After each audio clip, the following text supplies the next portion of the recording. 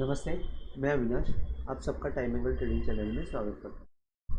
आज stock pick में मैं कैनरा बैंक लेके आया हूँ, जो बहुत अच्छी पीएसयू बैंक है और इसने एक वीकली चार्ट में ब्रेकआउट दिया हुआ है। तो उस बारे में और टेक्निकल और फंडामेंटल एनालिसिस थोड़ा बहुत मैं करूँगा, क्योंकि लास्ट वीडियो में मैंने डिटेल्ड एनालिसिस किया हुआ है। और लास्ट वीडियो अगर आप देखते हैं तो मैंने ये लास्ट वीडियो 18 सितंबर 2023 को डाला है, जिसका हेडिंग दिया था Canara bank 3 times in 2 years analysis. तो ये जो है ये वीडियो मैंने 18 सितंबर को डाला था और वहाँ पे मैंने पूरा डिटेल्ड एक्सप्लेनेशन दिया हुआ है। वहाँ पे मैंने ये टारगेट जो है कैनरा बैंक का 1015 का दिया था। और उस वक्त अगर आप देखते हैं तो रेट जो था वो करीबन मेरे ख्याल से 370 के आसपास रेट चल रहा था। तो यहाँ पे अभी मैंने जब उस वक्त 430 का एक मैंने ब्रेकआउट दिया था, आप वीडियो जाके देख सकते हो। यहाँ पे मैंने बताया था कि ये 430 का एक ब्रेकआउट है वीकली चार्ट में। तो वीकली चार्ट में अभी 430 के ऊपर हमको कैनरा बैंक का क्लोजिंग आया हुआ है। तो इस हिसाब से मैं अभी इसको रिव्यू करने के लिए आया हूँ, अपडेट करने के लिए आया हूँ और आगे कैनरा बैंक का क्या कैसे रहेगा ये बताने के लिए आया हूँ। अभी आप ये कैनरा बैंक का वीकली चार्ट देख रहे हो। तो जैसे कि मैं आपको हमेशा बोलता हूँ, ये डाउन ट्रेंड है। ये डाउन ट्रेंड चल रहा था वीकली चार्ट में। ये लो बना, यहाँ से ये लो के नीचे ये लो बना, ये लो के नीचे ये लो बना, ये और इसके बाद ये लो के नीचे ये लो बना। अगर हम लोग देखते हैं तो एक्चुअल जो सेकेंड लास्ट लो था वो ये वाला है और लास्ट लो ये वाला है। अगर हम लोग यहाँ से ये हाई से अपवर्ड एंगल डालते हैं तो हमारा जो टारगेट है वो 757 आएगा। अब 757 के ऊपर तो इसका 750 के ऊपर तो ब्रेकआउट आने वाला है। लेकिन अभी जैसे कि ये वीकली चार्ट में अपवर्ड एंगल का स्टिफनेस ज़्यादा है, तो एट द ये सिनेरियो में मैं गेन परसेंटेज यूज़ करता हूँ। अगर ये गेन परसेंटेज में ये हाई से अगर ये मैंने ये लो को एडजस्ट किया, जैसे कि ये 70.90 का हाई है और 434 का हाई, सॉरी ये लो और ये हाई को मैंने एडजस्ट किया, तो इसका जो 25% है वो है 525। अगर ये 525 क्रॉस करता है तो मेरे हिसाब से ये जो डब्ल्यू पैटर्न है या जो भी इसका बाई सिग्नल आने वाला है उसमें 525 के ऊपर मोमेंटम हमको दिखाई देगा, जो 750 के आसपास बहुत इजीली आ जाएगा।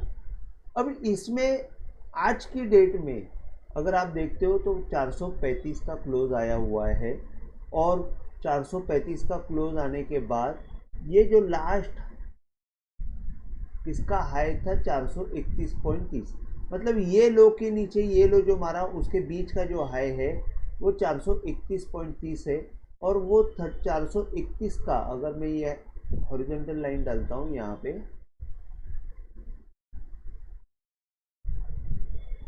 ये 431 के ऊपर आज हमको ये वीक में शायद ये क्लोजिंग कल के दिन में हमको मिल जाएगी। अभी यहाँ पे इसका मतलब ये हुआ कि हमको यहाँ पे वीकली चार्ट में ट्रेंड चेंज होते हुए दिख रहा है। अब ट्रेंड चेंज होते हुए जब दिखेगा तो आपको मिनिमम जो है यहाँ से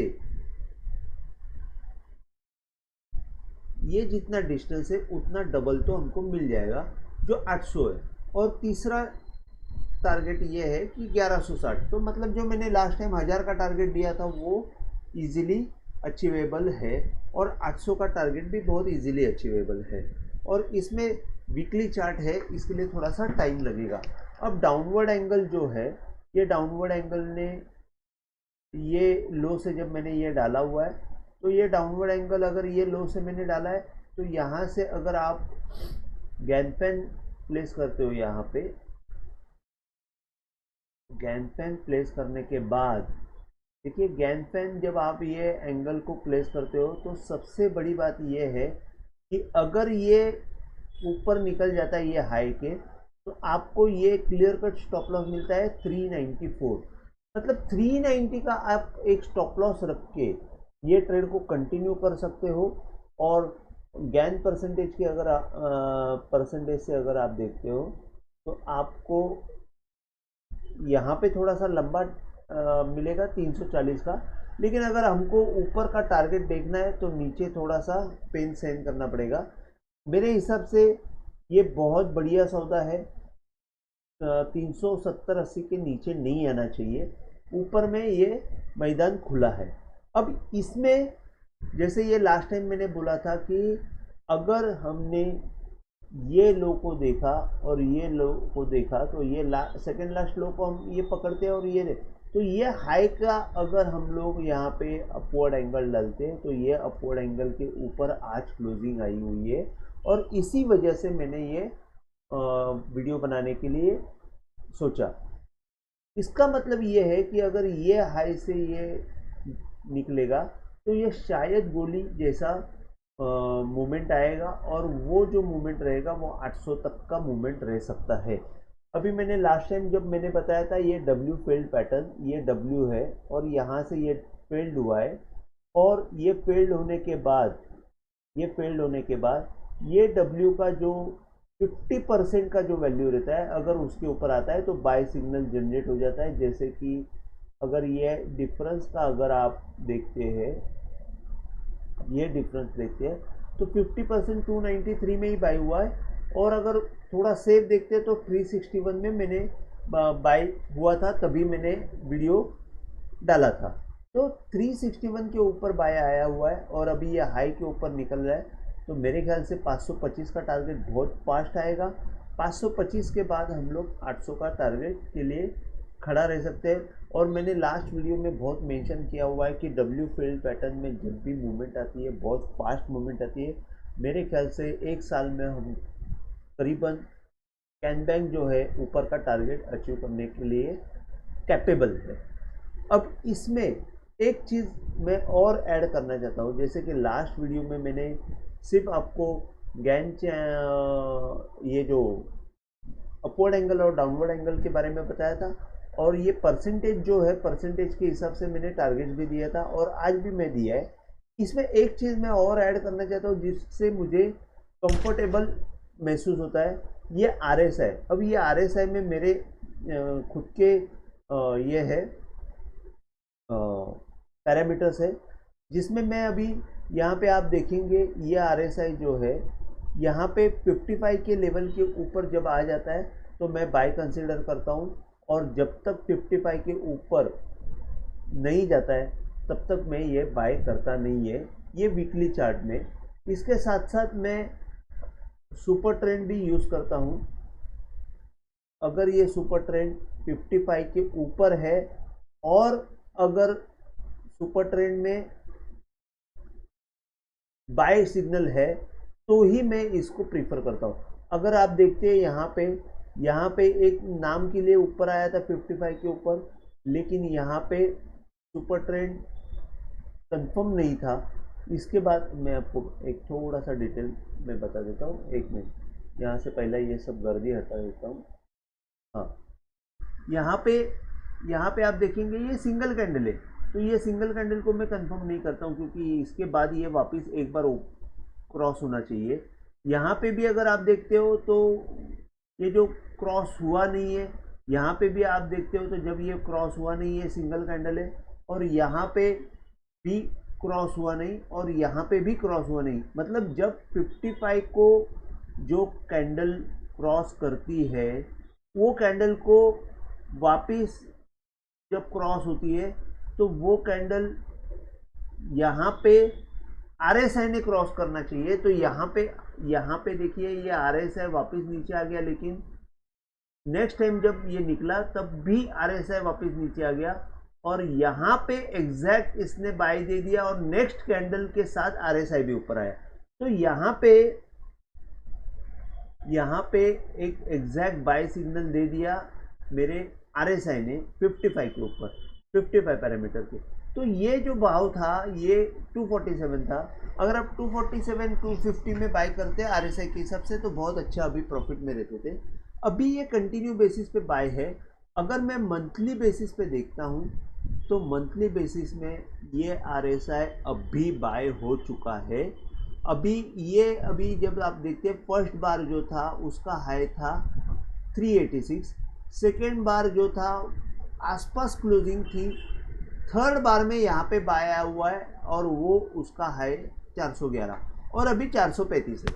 मैंने 411 में मुझे कंफर्म हुआ था कि ये बहुत अच्छा बाय देगा और ये 435 भी क्रॉस करेगा। मैं सिर्फ ये कंफर्मेशन के लिए, जैसे कि ये 431 के ऊपर का कंफर्मेशन के लिए रुका था और 435 का आज बंद आने के बाद मैंने ये वीडियो बनाया हुआ है। तो अभी मेरा ये कहना है आप देखेंगे ये RSI ये जब यहाँ पे एट द 2009 में जब बाय हुआ था फर्स्ट टाइम तो 165 से लेके 651 तक गया था, मतलब करीबन 4 टाइम्स रिटर्न दिए थे। तो ये RSI हमको यहाँ पे बाय आने के बाद 2 टाइम्स 3 टाइम्स रिटर्न आराम से देगा। आपको सिर्फ लेके सीट बेल्ट बांधना है और आराम से बैठना है। और जब तक ये RSI ये 50 के नीचे नहीं जाता है तब तक आपको बेचना नहीं है। एक सिंपल चीज़ बोलता हूँ, 50 के नीचे अगर मंथली RSI जाएगा तभी बेचेंगे। तो मैं आपको लिख के देने के लिए रेडी हूँ कि ये जो 50 के नीचे जब जाएगा तब 1200 का रेट रहेगा, उसके सिवा ये जाने वाला नहीं है। तो ये हिसाब से कैनरा बैंक मंथली वीकली बहुत बढ़िया बाय है। और टेक्निकली मैंने आपको W फेल्ड पैटर्न लास्ट इसमें भी बताया हुआ है, आप उसका भी आप देख लीजिए, उसके हिसाब से भी आप यहाँ पे देख सकते हो। और जब ये 525 के ऊपर जाएगा तो ये बहुत अच्छी मूवमेंट आपको दे देगा। इसके साथ मैं आपको एक एडिशनल इंफॉर्मेशन देता हूँ। यहाँ पे आप मैंने इसके पहले कैनरा बैंक के पहले ये आइडेंटिकल चार्ट है CNX PSU बैंक का। अगर ये PSU बैंक का अगर आप मंथली चार्ट देखते हो तो सेम मंथली चार्ट में भी RSI अभी जस्ट बाय हो चुका है और PSU बैंक का मंथली RSI बाय होने के बाद ये ऑल टाइम हाई के ऊपर भी निकला हुआ है और एक बार ऑल टाइम हाई के ऊपर जाने के बाद टच करके नीचे आके वापस अभी ऊपर जाने के लिए रेडी हुआ है। तो मैं बोलूँगा अभी ये मार्केट में जब ऑल टाइम हाई पे सब है तब PSU बैंक कंफर्टेबली बाय हो रहा है। आप देखेंगे ये हाई के ऊपर इसने अभी क्लोजिंग फर्स्ट टाइम दी हुई है और यहाँ पे देखिए ये रेजिस्टेंस लेके नीचे आया और यहाँ पे ऊपर निकला हुआ है। तो PSU बैंक जब बाय होएगी, PSU बैंक का इंडेक्स बाय होगा तो बट नेचुरल है SBI बोलो, PNB बोलो, बैंक ऑफ बड़ौदा बोलो, कैनरा बैंक बोलो या PSU बैंक बोलो, सब बैंक एक साथ चलेगी। लेकिन जिसमें ज़्यादा स्ट्रेंथ है वो पहले चलेगी और वो मुझे PSU बैंक का चार्ट और कैनरा बैंक का आइडेंटिकल चार्ट होने की वजह से मैं आपको बोलूँगा कि मेरे ख्याल से PSU बैंक ज़्यादा चलेगी। अगर PSU बैंक का अगर हम लोग ये यहाँ से ये W फेल्ड पैटर्न देखते हैं तो उसने यहाँ पे 125 के ऊपर क्रॉस किया हुआ है और अच्छा बाय सिग्नल दिया हुआ है। तो मेरे हिसाब से PSU का इंडेक्स 5,500 के आसपास है और वो 7,000 बहुत जल्दी आएगा। और अगर ये 7,000 आएगा तो मेरे हिसाब से कैनरा बैंक का टारगेट भी हमको बहुत जल्दी ऊपर की तरफ आएगा। तो ये मैंने एडिशनल आपको सपोर्ट बताया हुआ है जो कैनरा बैंक का ऊपर और नीचे दोनों लेवल मैंने बताया हुआ है, RSI का भी लेवल बताया है। तो टेक्निकली मैंने पूरा आपको बताया हुआ है। अभी मैं आपको थोड़ा सा फंडामेंटली एक्सप्लेन करता हूँ।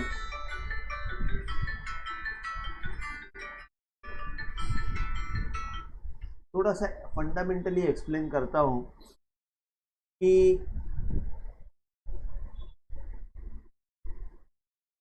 कैनरा बैंक फंडामेंटली अभी फ़िलहाल क्या चल रहा है, तो एक सेकेंड।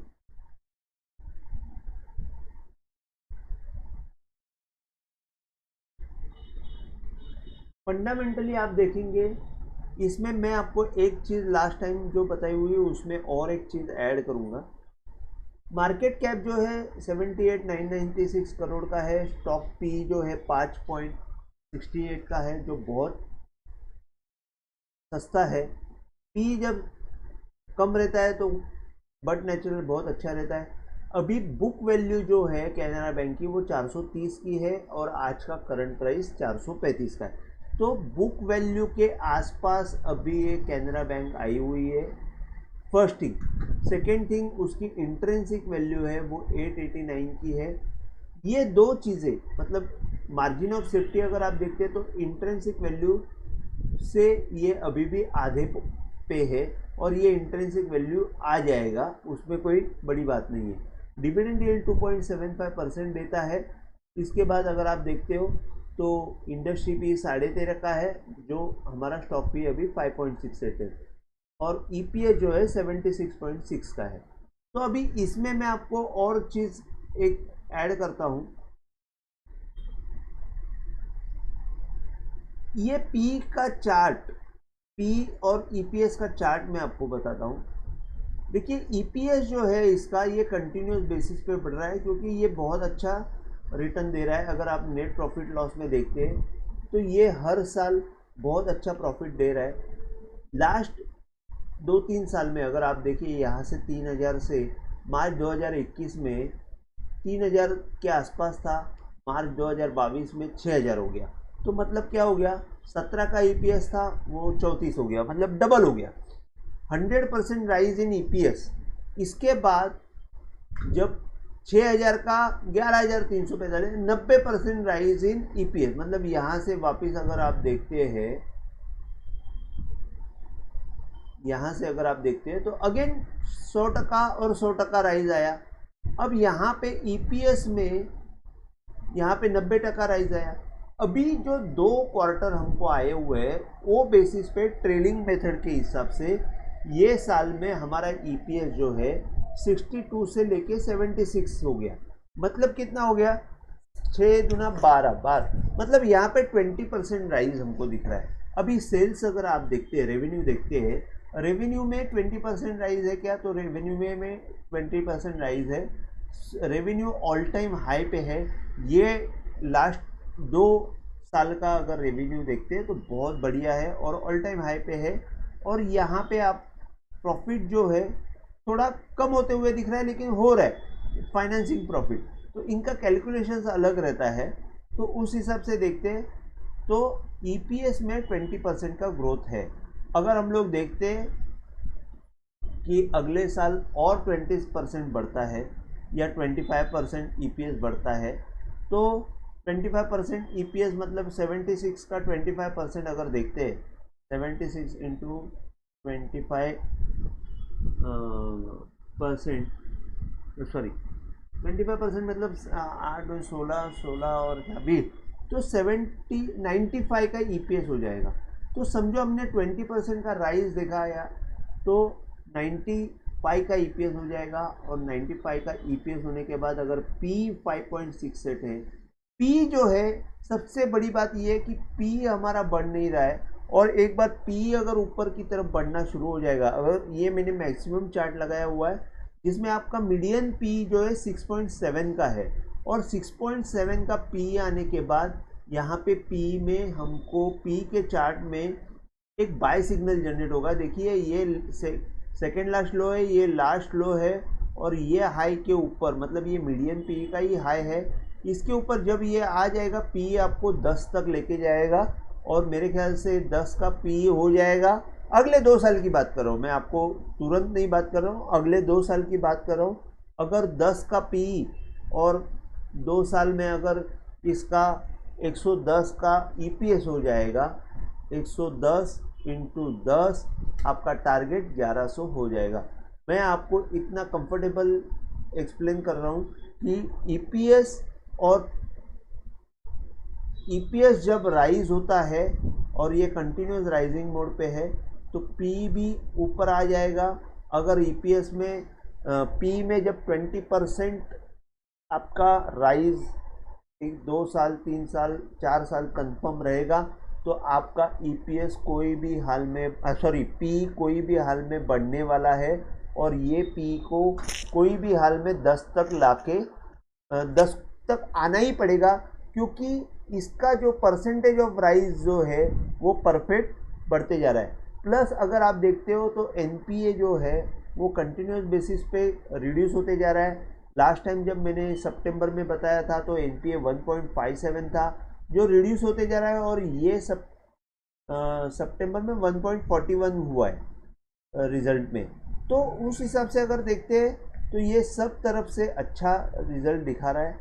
और यहाँ पे अगर आप कैश फ्लो में ये माइनस दिखा रहा है, तो ये माइनस हमको लोन एडवांसेस और ऑपरेशंस के हिसाब से दिख रहा है, वो ज़्यादा देखने की ज़रूरत नहीं है। और अगर आप यहाँ पे पब्लिक के पास देखते हो तो 11.96 है, और प्रमोटर के पास 63, एफआईएस के पास 10% और डीआई के पास 15%। मतलब ऑलमोस्ट 88% जो है वो प्रमोटर के पास ही है। तो उस हिसाब से ये कैनरा बैंक बहुत बढ़िया है। ईपीएस राइजिंग में है, जब भी ईपीएस और पी दोनों साथ में बढ़ेगा तो हमको मूवमेंट फास्ट दिखेगी। मैं आपको एक बात बोलता हूँ, 6.7 तो इसको आना ही है। अगर हम लोग 6.7 पी की बात कर रहा हूँ इंटू 95, ये रेट 636 मतलब ऑल टाइम हाई के ऊपर का रेट है कैनरा बैंक का। अगर हम लोग देखते हैं यहाँ पे तो 636 654 का भाव है। उसके ऊपर जब भी ये भाव आएगा, मैं आपको बोलता हूँ 1200 का रेट बहुत फास्ट हमको दिखेगा, उसमें ज़्यादा टाइम भी नहीं लगेगा। तो कैनरा बैंक का मैंने अच्छा खासा एक्सप्लेन किया हुआ है। आपको अगर ट्रैक रखना है तो यहाँ पे आप देख सकते हो कि जब भी ये RSI 50 के नीचे आ जाएगा या जब भी कोई सेल सिग्नल आएगा तो मैं आपको अपडेट करूँगा। तो आप भी अपने तरफ से आप देखते रहिए, और मेरे हिसाब से ये बहुत अच्छा बाय है। आप आपके एंगल से चेक कर लीजिए, और उसके बाद ही आप पूरा एनालिसिस करने के बाद ही आप डिसीजन ले लीजिए। तो ये जो है ये एजुकेशन पर्पस के लिए मैंने ये वीडियो बनाया हुआ है। तो आज का वीडियो यहाँ पे ही ख़त्म करता हूँ। अगर आपको वीडियो पसंद आया हो तो प्लीज़ मैं आपको सबको रिक्वेस्ट करता हूँ कि ये वीडियो स्प्रेड कीजिए, जिससे मेरा जो नॉलेज है वो मैं सबको मिले, ये मैं चाहता हूँ, ये स्प्रेड हुए ये चाहता हूँ। और ये कंफर्टेबल सौदा है, ये कंफर्टेबल सौदे में अगर आप बैठते हो तो आपको बहुत अच्छा मुनाफा रहेगा। मार्केट की वोलेटिलिटी से ज़्यादा अच्छा ये है कि आप कंफर्टेबल बैठिए। आज के लिए बस इतना ही। आपको अगर वीडियो पसंद आए तो प्लीज़ आप शेयर कीजिए, लाइक कीजिए, सब्सक्राइब कीजिए। जय हिंद, थैंक यू।